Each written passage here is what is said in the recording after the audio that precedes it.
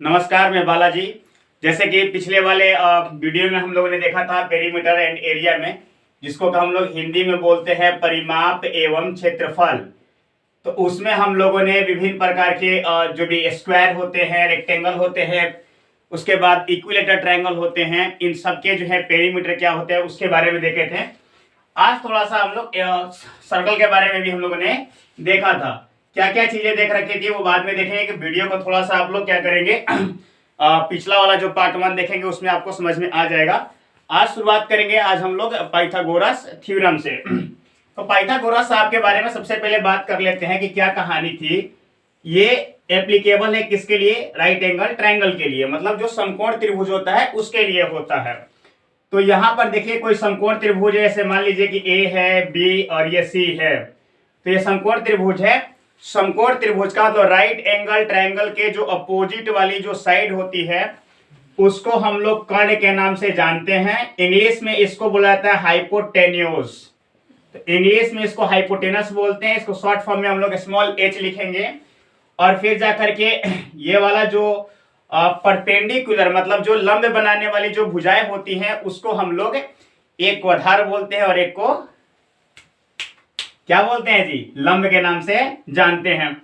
तो यहां पर हम लोग इसको आधार बोल सकते हैं और इसको क्या बोलेंगे? लंब बोलेंगे। आधार के बारे में पता है कि इसको बेस बोला जाता है, लंब को बोलते हैं परपेंडिकुलर के नाम से जानते हैं। साफ साफ लिख देंगे इसको हम बाद में। देखिएगा, बेस को स्मॉल b से दिखा देते हैं, परपेंडिकुलर को p से दिखा देते हैं। पाइथागोरस के थ्योरम के अनुसार हाइपोटेनस का जो स्क्वायर होता है h square is equal to B square plus P square. तो ये चीजें आपको अच्छी तरीके से पता होना चाहिए। कर्ण का जो स्क्वायर होता है, मतलब जो कर्ण का वर्ग आधार के वर्ग और लंब के वर्ग के बराबर होता है। कुछ बच्चे का हमेशा से ये शिकायत रहता है कि क्या नीचे वाला ही आधार है। उनको लगता है कि नीचे जैसे घर का नींव डलाता है तो ही आधार है और ऊपर जो खड़ा है वही लंब है। ऐसी बात नहीं है। आपको मन करे तो इसको भी आधार और इसको भी लंब आप रख सकते हैं। थोड़ा दो चार क्वेश्चंस कर लेते हैं जिसमें कि आपको कभी कर्ण लंब रहेगा तो आधार गैप, लंब आधार रहेगा तो कर्ण गैप ये रहेगा। तो देखिएगा यहाँ पर जैसे एक सवाल है, नॉर्मल से एकदम सवाल हम लोग कर रहे हैं। जैसे यहाँ पर मान लीजिए 3 है, 4 है और ये है। जैसे ये 3 सेंटीमीटर है, 4 सेंटीमीटर है और आपसे पूछ रहा है कि इसका हाइपोटेनस बताइए। तो as we know that hypotenuse का स्क्वायर जो होता है वो क्या होता है? 4a स्क्वायर प्लस 3 सेंटीमीटर का स्क्वायर। यहाँ पर भी आप 4 सेंटीमीटर का स्क्वायर कर दीजिएगा। चलिए हम लोग यहाँ पर क्या करते हैं? 4 का स्क्वायर 3 का square. It means h square is equal to 16 plus 9, h is equal to √25। और आपको ये वाली चीज अच्छी तरीके से आती है किस तरीके से स्क्वायर रूट निकाला जाता है किसी भी नंबर का। तो ये हो गया आपका 5, मतलब हाइपोटेनस 5 आ गया। अब थोड़ा एक और क्वेश्चंस देख लेते हैं। जैसे मान लीजिए कि यहाँ पर ये आपका हाइपोटेनस कितना है जी? ये आपका हाइपोटेनस हो गया 25 और ये बेस हो गया माफ कीजिएगा, ये बेस हो गया यहाँ पर परपेंडिकुलर यहाँ पर मान लीजिए 7 हो गया, या कोई भी दो साइड दिया हुआ है। इसको निकालना है, मान लीजिए x की वैल्यू निकालनी है। तो फिर हम क्या जानते हैं कि हाइपोटेन्यूज का स्क्वायर। कैसे पता कर रहे हैं कि कर्ण कौन है, हाइपोटेनस कौन है? तो 90 डिग्री की अपोजिट वाली साइड को हम लोग हाइपोटेन्यूज के नाम से जानते हैं। ये हो जाएगा x स्क्वायर प्लस 7 स्क्वायर, ठीक है ना। बड़े वाले साइड का square sum of other two sides के स्क्वायर के सम के बराबर होता है। 25 का square 625 x square plus 49 x square is equal to 625 में से हम लोग 49 को सब्सट्रैक्ट कर लेते हैं। x की जो वैल्यू आ गई वो हो गई 576 और इसको आप अगर स्क्वायर रूट निकालिएगा तो ये 24 आ जाएगा। तो ये वाला एक जो है हम लोग अब ऐसे कर लेते हैं। वैसा फिर मत फंसिएगा कि भाई परपेंडिकुलर दिया है, बेस दिया है तो हाइपोटेनस का ये सूत्र हो गया, फिर जाकर के बेस दिया है तो हाइपोटेनस दिया है तो परपेंडिकुलर का सूत्र क्या होगा। इसमें आपको जाने की जरूरत है नहीं है। अब हम लोग आगे जो है बात करने वाले हैं एरिया कैसे निकाला जाता है उस पर बात करेंगे। तो इसका स्क्रीनशॉट आप लोग ले लीजिएगा, ज्यादा अच्छा रहेगा। चलिए अब आगे बढ़ेंगे हम लोग। अब एरिया की बात करते हैं। अब ये चीज मैंने क्यों आप लोग को बताई, कुछ देर में आपको समझ में आ जाएगा, ठीक है ना। हाँ, इसको भी थोड़ा रफ कर देते हैं। ये तो चला गया भाई साहब वीडियो में, आप वीडियो को पीछे करके भी आप देख सकते हैं, कोई दिक्कत नहीं है। तो सबसे पहले अब बात करते हैं एरिया ऑफ ट्रायंगल की। ये सबसे पहला जो है क्लोज फिगर होता है, ट्रायंगल से शुरुआत होगा, एरिया ऑफ ट्रायंगल की बात करेंगे। यहां पर कैसे कैसे ट्रायंगल की बात करेंगे हम लोग। सबसे पहले एरिया ऑफ ट्रायंगल निकालेंगे हीरोन्स फॉर्मूला का यूज करके। हीरोन नाम के ये मैथमेटिशियन हैं, उनके फॉर्मूला में एपोस्ट्रोफिस का नाम है, इसको लोग बोलते हैं हीरोन, हीरोन्स बोल देते हैं, ऐसा बात नहीं है, हीरोन है उनका ओरिजिनल नाम और हीरोन्स का फॉर्मूला बोलते हैं, हीरोन्स फॉर्मूला बोलते हैं, इसका यूज करेंगे। फिर जो है हम लोग एरिया ऑफ ट्रायंगल के अनदर मेथड की भी बात करेंगे। जैसे एक आ जाता है हमारा बेस और हाइट दिए रहने पर उसका एरिया कैसे निकालते हैं, और सम स्पेसिफिक मतलब कुछ जो है स्पेसिफिक जो है ट्रायंगल्स होते हैं उनके स्पेशल एरिया होती है, उस पर बात करेंगे। सबसे पहले बात करते हैं हीरोन्स के फॉर्मूले से, कहने का मतलब हीरोन का सूत्र से बात करेंगे। तो चलिए यहां से शुरुआत करते हैं। देखिएगा, तो ऐसे समझिए आप कि आपके पास कोई भी ट्रायंगल दिया गया है, किसी भी मेजरमेंट का एक ट्रायंगल दिया गया है। याद रखिएगा हीरोन्स फॉर्मूला जो है सिर्फ और सिर्फ स्पेशल ट्रायंगल के लिए नहीं होता है, चाहे वो ट्रायंगल इक्विलेटरल हो मतलब समबाहु हो, विषमबाहु हो, या तो क्या हो बाबू समद्विबाहु हो मतलब आइसोसेलस हो, स्केलेन हो, और इक्विलेटरल ट्रायंगल हो, वो हर प्रकार के ट्रायंगल के लिए हीरोन्स फॉर्मूला आता है, वहीं से अलग अलग फॉर्मूले आ जाएंगे।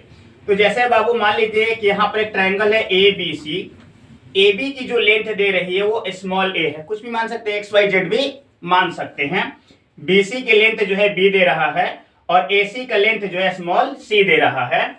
तो इसका अगर हम लोग पेरीमीटर निकालेंगे तो क्या आ जाएगा, पिछले वाले ही वीडियो में बताए थे ए प्लस बी प्लस सी, लेकिन इसका सेमी पेरीमीटर निकालना है तो इसको स्मॉल एम से एस से लिखते हैं, अर्ध परिमाप मतलब पूरा परिमाप जोड़ करके, मतलब सारा साइड जोड़ करके 2 से भागा दे देते हैं, और इसको क्या बोलते हैं, सेमी पेरीमीटर के नाम से जानते हैं, इसको अर्ध परिमाप के नाम से जानते हैं।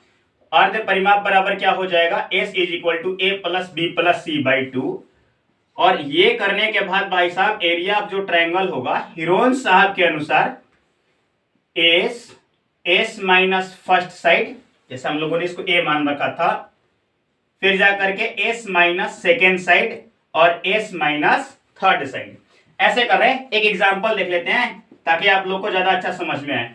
जैसे मान लीजिए कि मैंने आपको एक ट्रायंगल दिया, ये 7 सेंटीमीटर है, ये आपका 25 सेंटीमीटर है और ये वाला 24 सेंटीमीटर है, ये ए है, बी है और ये सी है, ये 24 है भाई साहब। तो ये 7 सेंटीमीटर, 24 सेंटीमीटर और 25 सेंटीमीटर, इसका एरिया निकालना है by using the Heron's formula. तो पहले निकालेंगे हम लोग सेमी पेरीमीटर, इसको आप ए एज्यूम कर लो, इसको आप बी मान लो और इसको आप सी, इधर लिख सकते थे, स्पेस नहीं था इसलिए ऐसे कर दिए। तो क्या होता है a plus B plus C by 2, मतलब भाई साहब यहाँ पर क्या हो गया 24, 25, 7 बाई 2, यहाँ पर ये आपका सेंटीमीटर, तो 24, 25 ये कितना हो जाएगा जी 32 और 24, 32 और 24 जोड़ेंगे तो 56 हो जाएगा, और ये 2, सही जा रहे हैं ना हम, सही जा रहे हैं ना हम, देखिएगा 7 5 12 4 16 2 2 4 1 5, सही बात है। तो यहां पर हो जाएगा सेंटीमीटर, मतलब कि 28 सेंटीमीटर। तो एस की जो वैल्यू है ना 28 सेंटीमीटर आई। अब थोड़ा सा इसको हम ऊपर रफ करेंगे ताकि हमको एक स्पेस मिल पाए, हाँ इतना में हो जाना चाहिए, हाँ ये वाला, ठीक है, इसका आप लोग स्क्रीनशॉट ले लिए होंगे। तो देखिएगा अब हमारा यहाँ पर जो एरिया ऑफ ट्रायंगल क्या होता है, root under S minus first side, S minus second side और एस माइनस थर्ड साइड।